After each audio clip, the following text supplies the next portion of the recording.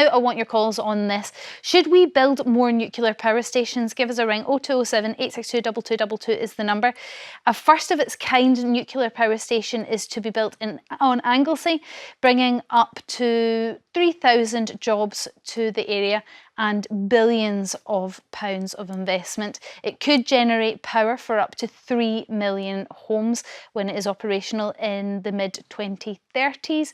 Energy Secretary Ed Miliband is considering more sites across the UK, but some people want more investment into renewable energy, and critics are a little bit worried about the storage of dangerous radioactive waste. Not a small thing to be worried about, Radzi, but where do you stand on this? Not a small thing to be worried about, but actually it's a really big issue in the sense that a lot of people in Britain are skint. That's in no small part down to the fact that what took place between Russia and Ukraine meant that we sanctioned Russia, and specifically gas and oil. That sent energy prices in this country through the roof, precipitated a cost of living crisis. So really, if we can protect our own energy, we'll be in a much better situation. And that, for me, is why I'm all about renewable energy and green energy. And I think nuclear is far too expensive and takes a long time to build.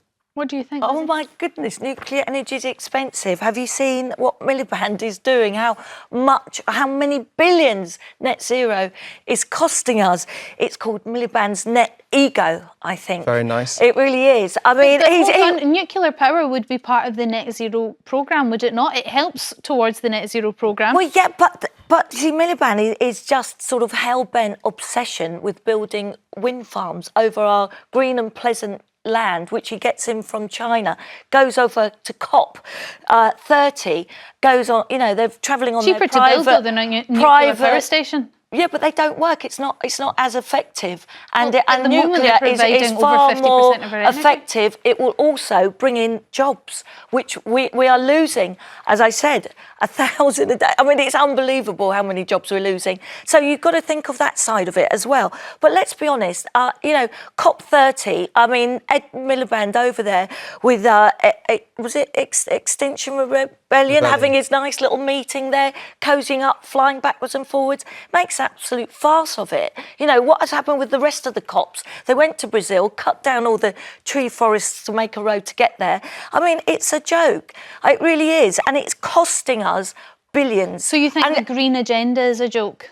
Well, it's costing us billions. When we've got our own resources, we've got our own gas and oil. And let me just give you a fact. Our industrial electricity is 4 times more expensive than the US, 5 times more expensive than Germany. Ed Miliband said he will be getting our energy bills down by £300. Another Labour lie. They're going up. And that's why small businesses and pubs are closing. They can't afford the rising energy bills.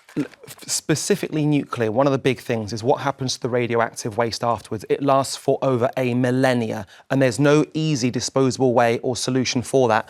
I certainly don't want it in my back garden. People will say, I don't want wind turbines, and that's absolutely fine, but I certainly don't want radioactive waste close to my back garden. I would like to hear from a nuclear physicist out there. If Loads there is one watching, 0207 862 I've got one on my phone. I couldn't for the life of me work out, and it's a ridiculous thing, but where they have had old nuclear sites, why we can't reuse those sites or refill the centre of them with a different core. There must be a reason for it. But if it means those sites, Lizzie, are nil and void for millions of years, that means we're just going to have to keep building these sites, and eventually the whole of the UK is going to be pockmarked with these nuclear sites. What do you mean? We don't want that, do we? Well, hold on a minute. You want our fields covered with wind farms and solar panels. Let me tell you, I live in a rural area, and it's horrible. It's unsightly. You know, my friends used to fly over from the States and say, we knew when we got to England, we'd see the beautiful green land. Now it's like, you know, it's totally changed. Yourself. You no, can't it totally see has them changed. from 12,000 feet. Let me just tell you, as they come into London, Heathrow, they can. I live in Richmond, they try and wave at me.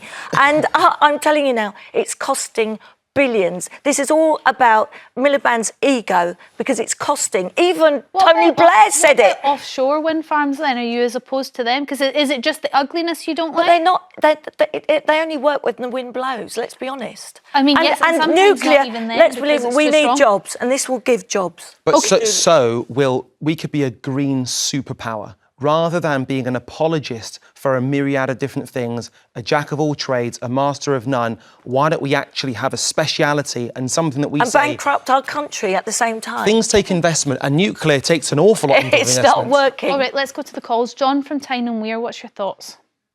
Hello there.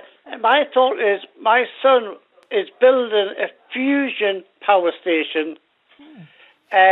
What about that idea? What? Okay, tell me more about that. So you've got fission and fusion. Fusion is when you're bringing the atoms together. That's right.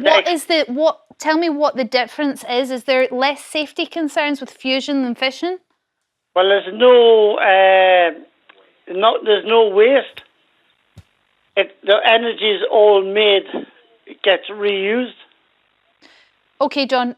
There is no waste really apart from radioactive waste, which we have to store later. But when it comes to nuclear, it's not like coal. It doesn't produce It doesn't produce carbon or CO2. No,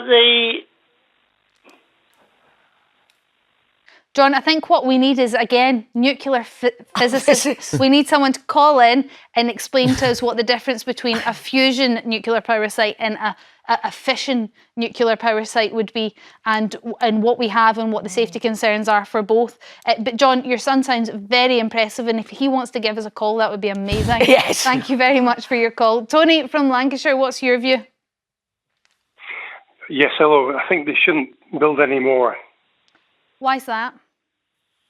Right, they're highly dangerous. They have gone wrong in the past, numerous occasions, and they have to be perfectly safe, 365, 24/7, 400 years, maybe, or longer. Stations that have been perfectly safe and have operated for us really well, and on top of that, they have got better at creating these sites, and they're now creating smaller sites, I believe, and I don't really fully understand the science behind this, but they're smaller module nuclear sites that can provide electricity for more homes but are less dangerous.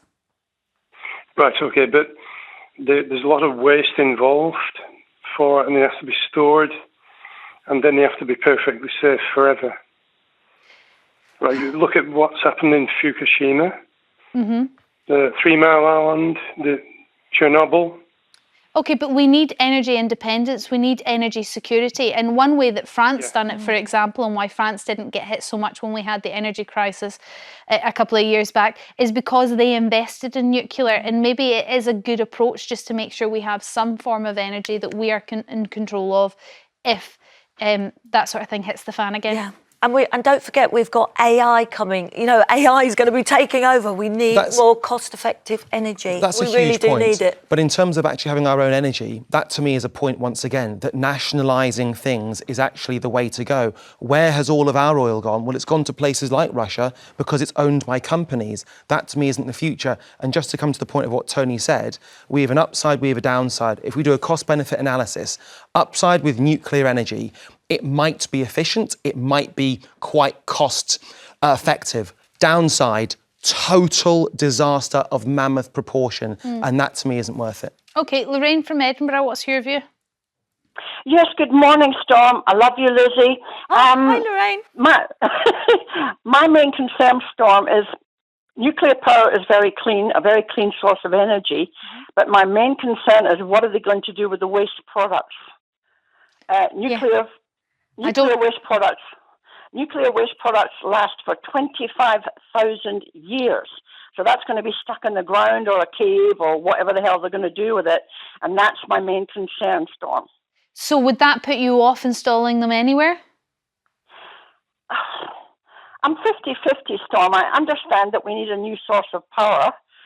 But well, we could invest more maybe in some research and some energy storage, because that's part of the problem when it comes to any sort of renewable energy, is we don't really have that good source for storing it. So we could be putting research and investment money into that, or we could just be putting more money into building more offshore wind farms, so Lizzie's rural areas don't get destroyed, but we still get some energy from that.